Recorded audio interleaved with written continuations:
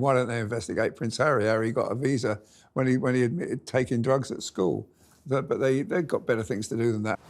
Not just the FBI, but the press he would get, and it would all rebound over here, and we'd be picking up on it, and it just would do the royal family no good. It almost felt like a bit like blackmail, kind of saying, if I don't get my security, then you will never see, King, you will never see your grandchildren, or the country will never see the family come back to the UK unless I get my security.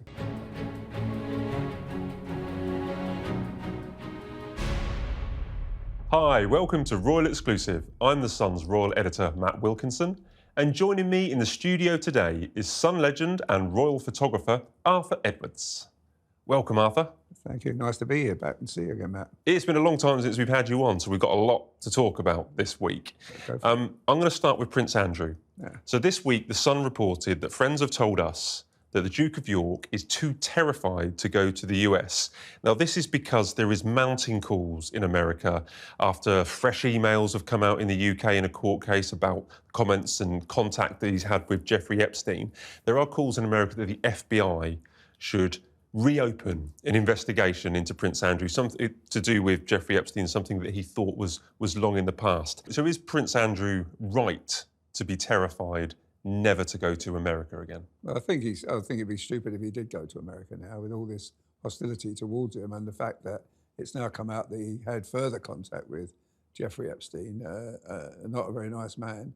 And but as fact is that Prince Andrew sometimes, I don't know, he sort of doesn't think about what the consequences are. When he did. My view is that if he'd have gone on television and sort of apologised for what he did and saying that it was a mistake, I made a mistake, I was lonely and I should have not slept with that girl, probably he would have got away with it, but he didn't. He was arrogant, and that's his downfall, is his arrogance. Now, I don't think the FBI will investigate it again. I think they've investigated it already thoroughly, and there's nothing's changed. It was still that he was friends with this Jeffrey Epstein. And the fact is, it's been investigated by Scotland Yard here. So he's not committed any crime. He's just committed this stupid. What we're saying is he's not been convicted of any crime. He's not been found guilty of any crime, but he is guilty of behaving stupidly, reacting badly, and coming across as a bit of an idiot when he came on Newsnight and all the interviews that he's given. That's been the problem for Prince Andrew. Newsnight was an absolute disaster. He should have not have done it. I mean, his media advisors advised him not to do it. In fact, said he shouldn't do it, but he thought he was right, like he always does. And he's come unstuck, and it seems nothing he does now is seemed to be worthwhile. I mean, we see pictures of him riding a horse around Windsor.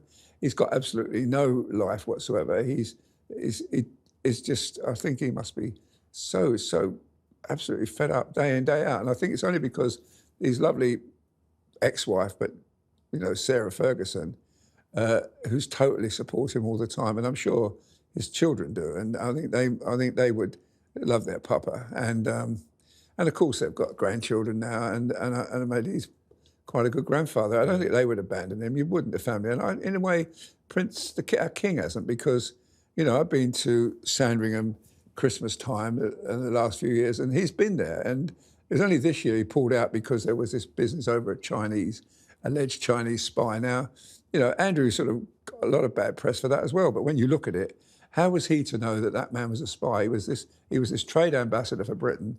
He was going to these different countries to try and drum up trade for this country. And of course, it's come out that it's a spy now. Andrew's linked with a spy. But the problem is that Prince Andrew is like a lightning rod for bad news for the royal family. Everything he touches, turns to fool's gold. He's just a bit of a disaster.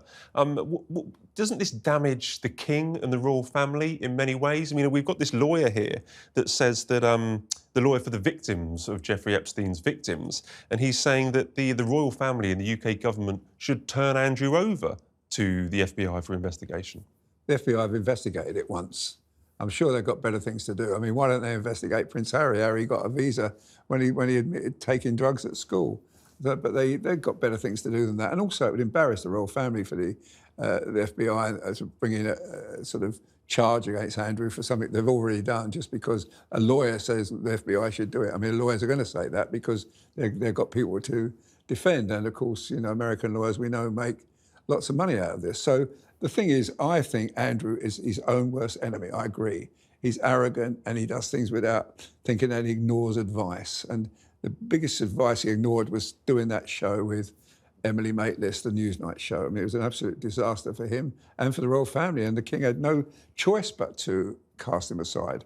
But that aside, he's still a prince of the realm, and he's still, a brother of the king, and he's got no life now. He's got all his patronage has been taken away. His army, all his army and military titles have been taken away. He can't attend anything official anymore. But I've seen him at Sandringham a couple of times at Christmas time with the king, and Sarah Ferguson is there as well. And they seem all to be like family. They're still family. And at the end of the day, I'm sure, he loves his brother. I think the king loves his brother, but unfortunately, he's got to be hard on him, and he's got to do the right thing. And of course, Andrew feels obviously put out by it all. He would probably like to do more things for the country, and I'm sure he would do a good job. But it's just not right, and it's all because he. But he can't do any of those. Because he lied in that interview when he sort of said, "I don't know this girl," and then, you pay this girl a lot of money, someone you don't know. So it's stupid, and saying he was in Pizza Hut it was arrogance, and he doesn't sweat. I mean, I was cringing watching it. I was thinking, what are you saying? You're crucifying yourself, and he did it, and he brought it on himself, and for that he's suffering. But going to America, I think he'd be stupid. I agree, and I think that not just the FBI, but the press he would get, and it would all rebound over here, and we'd be picking up on it, and it just would do the royal family no good. Well, he can never work again. He can never be seen in public, the royal family again. Well, I think we all agree on that, and he is his own worst enemy, and he just, maybe needs to go away. But the problem with that, if we're saying that he's too terrified to go to America because he fears he might get arrested, he might be a subpoena, or might be some civil action, could you see him ever leaving the UK again? I mean, is he just confined to Royal Lodge? Is that where he'd never leave the country again, maybe? I think, I don't think he'll leave. I don't think he'll leave the country, no, I don't think so. Although he's got great friends in the Middle East. One trip he's done abroad in the last 6 years, and that was to Bahrain. Yeah, that's right. I'm going to say he's got great friends in the Middle East, and he probably could. But I think he's Royal Lodge. I think he's just arranged a deal where he stays at Royal Lodge and agreed to probably repair it. But I think look, he's coming up to retirement age anyway, and but he's been retired early by the king, and I at the time felt that must have been hard for him to do because. It's his brother, but sometimes these things are difficult. But our king has got the future of the royal family to consider, and unfortunately, Andrew was a casualty. Well, there was a little bit of a ray of happy news for Prince Andrew. This is his fourth grandchild. Princess Beatrice had a daughter, Athena. Weighing £4.5 so we know that she was born early. Yeah. Do we know what Prince Andrew's relationship is like with Beatrice and Eugenie and his grandchildren? Well, I don't know, but I would imagine, I don't know, but I do know that they would, I think they would love their father still. He's been very kind to them and good to them, and there would be no reason why they wouldn't, and they would probably be like Sarah Ferguson, his ex-wife, probably desperate for him to have a change in his life, but it's not going to happen. But Athena is a lovely name, and Beatrice and those girls are absolutely super girls. They're really, really lovely. I can honestly tell you they are special. But I'm sure they still love their father, and I'm sure he will be there with pictures with the grandchildren, and when the baptism and the christening, he'll be there for them with that. And why not? He is their father, and I think they still love him. And he's always been a good father, and always been with his girls. So we'll see. Look, it's best thing for Andrew now is everything go quiet, and he just lives a quiet life, and But that's impossible. It It is always comes back. Something always happens with Andrew, know. whether it's a spy drama or whether it's the And how can that spy fresh emails drama- of Epstein. If he'd have known he was a spy, of course he would have had nothing to do with him. But because the guy Because he was a spy, Well, because he was an alleged spy. You're not meant to know that they're a I spy, mean, you are didn't they? know James Bond was a spy, did you, when he turned up? He just said, I'm James Bond, you know. Right, from one troublesome prince to another, I'm talking about Prince Harry, we've got the Invictus Games starting. Now, me and you have both been to Invictus Games in the past. I think it's been going, it's like the 7th or 8th time that it's being held. It starts on Saturday in Vancouver and Whistler in Canada. This is somewhere that the Prince Harry and Duchess of Sussex, they know Canada well, they know Vancouver well. The opening ceremony will have Chris Martin of Coldplay, Katy Perry and Nelly Furtado performing. I'm sure you're looking forward to watching that. But will Meghan go? We still don't know if the Duchess of Sussex is going to turn up. I think if Coldplay's there, she'll be there. I think Meghan will be there. She always turns up late for these events. The only problem is, you know, she always sort of, she's like she makes us all wait for the great arrival, but she always does turn up. Now, whether she's there for the opening, I don't know. But all I know is that he is brilliant, Harry, for starting this. I remember going to when it was the Warrior Games in Colorado Springs, and he got involved with everything. He played sit-down rugby with people, sit-down basketball with some of the injured soldiers, and he was just fantastic with them. And the thing about Harry, when he gets involved with something like that, he sees it through. You know, I mean, with these young herd boys in Lesotho, you know, I mean, he went out there several times to do good for them kids. And he came back recently to England to take part in the charity that he's a patron of, Well Child. Well, I mean, you've got to give him a lot of credit for that. You know, he's passionate about those things, and he's going to hopefully carry on doing it. And but Meghan, you know, Meghan's a sort of American superstar now. She'll probably arrive a little bit late and probably get lots of pictures in the paper over it. But it's all about these troops, you know. It's nothing about Harry and Meghan.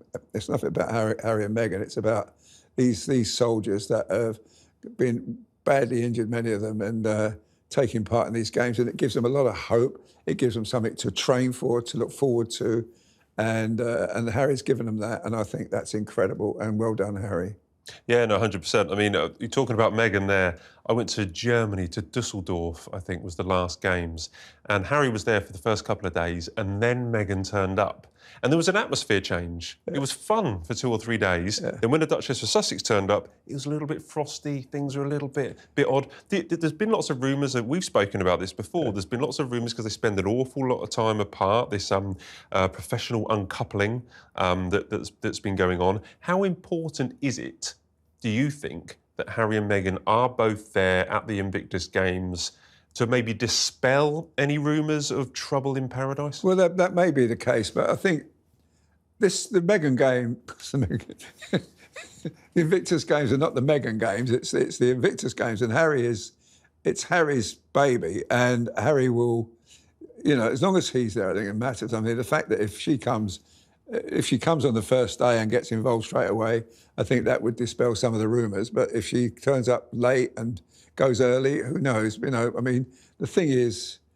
it's a really special event, and those soldiers and sailors and airmen that have been injured fighting for this country, they get to sort of have a great time together where they, you know, they might have missing limbs and everything, but they give it everything, and he's there to support them.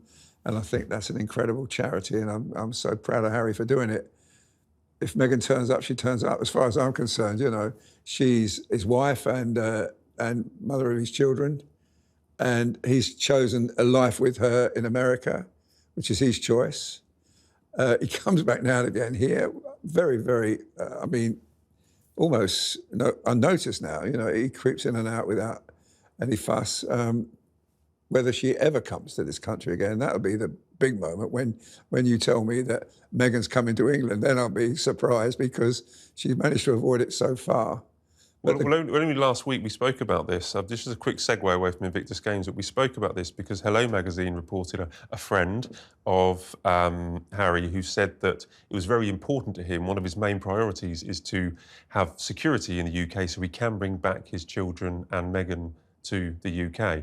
I just want to get your quick thoughts on that, because it's almost like sending a message to the King and to Britain that he doesn't feel safe to bring back his kids and Meghan to the UK. And I'll tell you what, just briefly, I think it almost felt like a bit like blackmail, kind of saying if I don't get my security, then you will never see, King, you will never see your grandchildren, or the country will never see the family come back to the UK unless I get my security. Well, if he says that, then he's stupid. And I feel very sorry for our King, because he doesn't get to see his grandchildren, which is sad. But if he came to England with his children, Meghan and his children, they would be looked after. I mean, they wouldn't have personal security, but they would be in the bubble. They'd be in the circle. Wherever he went, there'd be people looking after the King and the Queen and other members of the royal family. It's whether or not he can square it with his brother is the main thing. If he could, if that ever got healed, then maybe everything would be possible. But at the moment, it just seems that William and Catherine and Harry and Meghan just can't get on. I feel sorry for the King, really, not seeing his grandchildren, and that's unfair. But look, Meghan does it her way, and Harry seems to fall in with that.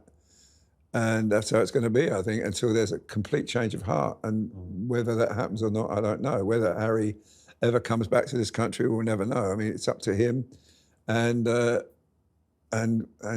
Meghan could ever come back here, I don't know. Well, quickly back to the Invictus Games then in Canada. Yeah. As I say, it's a dual event. It's going to be in Vancouver. Then it's also going to have a winter sport event up in Whistler in the ski resort. But what are we expecting? We've both been to these before. What kind of things are we expecting? I'm assuming Harry will probably do an interview maybe with a local broadcaster. Do you think there will be that this kind of event would improve his reputation in any way? Are there any dangers or pitfalls that could befall the couple? I don't think so. I think Harry's very wise now when he does interviews. I think he doesn't get too controversial. But I went to Whistler with Harry before when he was a young lad and William, and I remember William being all the girls going crazy for William, screaming for William, and Harry taking the mickey out of his brother. That's what I remember about Whistler very carefully. But no, I think look. He's very wise now, Harry. When he gives interviews, he's not going to be controversial, and he's going to really try and talk about those troops, those injured servicemen that are doing their best, competing against each other and having a really brilliant time. And I think when he's with them, he becomes one of them again, and he's really, he talks their language. He just ex-serviceman himself. He would, I think, he will enjoy himself. And hopefully good pictures come out of it. Yeah, it's all about the pictures. It is about the pictures, I'm afraid, yeah. It's also going to be Valentine's Day while they're there. Oh, that's Do you know this? So I'm imagining if Meghan does go, there will be some kind of Valentine event that the couple might attend. Let's hope Harry doesn't forget and send her a card. Good. All right. Well, we're looking forward to covering whatever happens in Invictus Games. Anyway, we've both been out in the last week with the Princess of Wales, Arthur. I was in Wales. Yeah. It was a wonderful job where Kate went to a hospice, and she spent a lot of time with some seriously ill children. And it was quite an emotional little trip, actually, but she was so warm, so great on that job. But you've been with her at the National Portrait Gallery, which is part of her Shaping Us project, this framework that came out this week. How was she? Because she arrived, I believe, in a school bus. School bus, and apparently it was great fun on the bus coming there with the children. She had a little girl called Grace holding her hand, wouldn't let go. And it was all about the children. She was just engrossed in it. And they did lots of things. They went to the magic tree, and then they went upstairs, and then they were doing their self-portraits, and it was quite nice. She got very much involved in it, and she looked amazing. And I think it's World Cancer Day. It was that day, and she was, and looking at her, she looks so well now, and so engrossed, but. When she smiles, she lights up the room. And with those children, you can't help it because they were so funny. And one particular picture where she's talking to a little boy, she's got a finger up her nose, and I thought, how lovely is that? It's so natural, and she just loved it. And And as I say, you know, she's a patron of the Natural Portrait Gallery, and it was just perfect. You know, these young children all sitting like only 4 or 5 years of age, doing their self-portraits, and her just helping them. It was a really nice event, I must say. And as I say, she looked absolutely lovely, and I didn't ask who made her clothes. We're not allowed to ask. We're allowed to ask, but they're not going to tell us anymore. Not going to tell us, no, so that was it. Because we need to take... I mean, this was all about work. It's all about work, Look, she's a 43-year-old woman. She's a grown woman. Why should we always be talking about what she's I agree. wearing? Well, I don't talk about Matt, but, you know, I mean, I just asked as a joke, you know, but I mean, it was a good event, and she looks amazing, you know. Do you think we've seen a lot? Because I was just thinking, I did Wales last week. We got the National Portrait Gallery here. There's been a whole host of jobs here. The Holocaust Day that she was out with William. We were told this was a gradual return, but these seem like a lot of big jobs that the Princess of Wales is doing right now. That's right. Yeah, I think she's.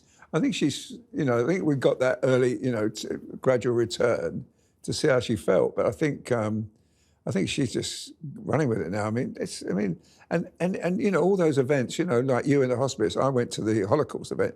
You know, she was unbelievable with those Holocaust survivors. I mean, she absolutely so warm and so affectionate, and she just makes their lives. She cheers them up so much. And these children today will never forget it, you know. And nor with the teachers. And she just lightens up the whole thing, and she gives so much, and she's probably back to her very best. I would say. I think we're going to see. Yeah, it feels like she's never been away after these jobs. Well, that's right. Yeah, and when you think, you know, that, I think when I looked at it today, and I thought of that video, you know, where she told us about her cancer and how she.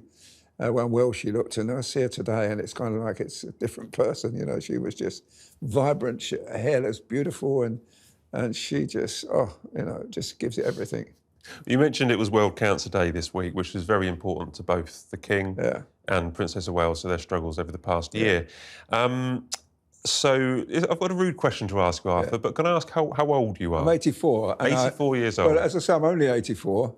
Only 84. And I'm still working. I'm quite hard, I think, and enjoying it. Well, the reason I ask, Arthur, is because there's a new kid on the block. Oh, yeah. Okay? He's called Prince Louis of Wales, and he's aged 6 3/4, and he is now taking photographs of the Princess of Wales. How do you feel about that? This is the picture they released for World Cancer Day, and Princess wrote a little bit of message about nature and nurture to go with it. That's right. What do you think about that picture? Well, I think as a critic? I think the picture was it was a nice picture. Let's put it that way. I think it was. I mean, obviously it was her camera, the princess's camera, and he was having a go at it. And I think he didn't do a bad job. I mean, he's 6 years of age, and he's done this very well. And I mean, the fact is that many papers use it on the front today. I'll tell you what, Louis, I wished I had a title. I get mine on the front every day. But I mean, you've done very well. Your first effort, and you're on the front page of every national newspaper in Britain this morning. So you must be doing something right. But yeah, it's a nice picture. It's a nice picture, and a little bit misty because it was a little bit foggy, and of course they're out in the woods on the Windsor estate, and it's just it's a nice picture, Louis. But you know, you got a great future in front of you if you carry on like that. Is there a place for him at the Sun, maybe, Arthur? Well, maybe you could... Not yet. OK, brilliant. Well, listen, thanks. A really nice chat with you. It's been a long time since we've had you on, so people have been asking for you to come back on and come onto the show, so it's a welcome return. Well, thank you, and I enjoy it. You know, I really enjoy it, and working with you, Matt's an absolute pleasure. Well, this is basically how we talk throughout the week anyway, isn't it, Arthur, when we're on jobs, having a cup of tea anyway. No, that's all. We sort of keep each other informed what's happening, and it's nice. And I must say, you doing a brilliant job. And this show, I think, is brilliant. And I think the way that you do it week in, week out is just great testimony to you.